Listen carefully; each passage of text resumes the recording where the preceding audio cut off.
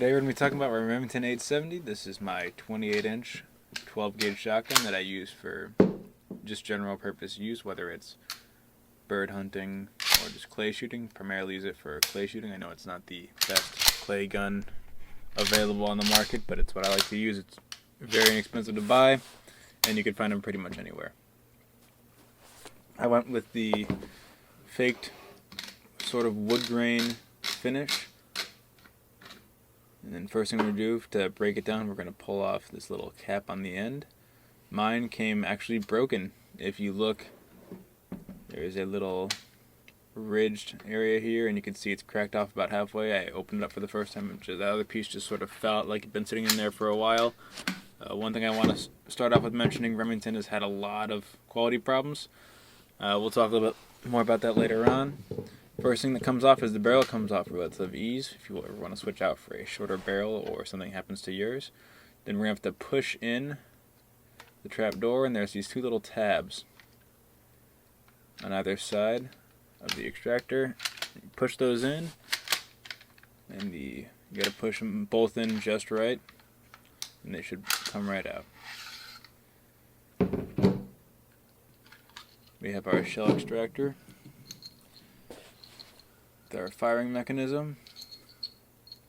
It comes off into two pieces.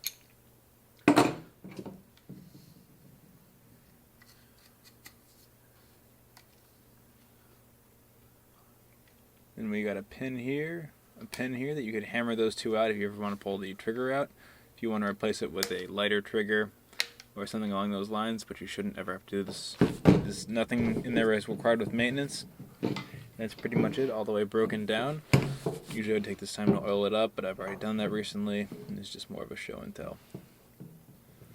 So another thing with the quality that I was mentioning up front here, this isn't the problem that you always see with this gun.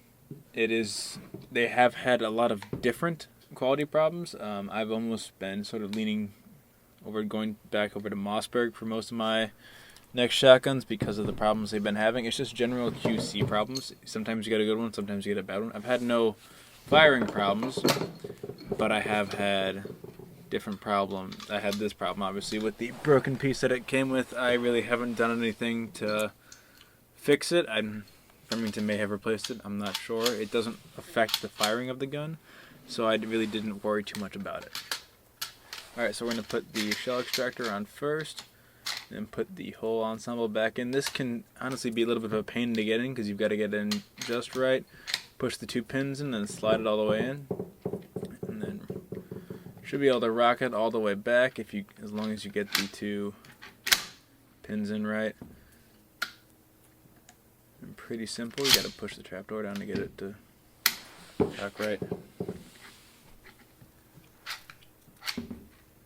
Then you got to bring it back to about halfway to put the barrel back on. Not all the way, and you can't have it all the way forward, just about halfway.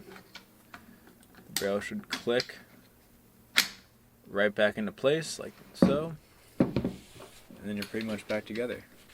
This is a really easy gun to tear down, easy gun to clean. I've had no reliability problems.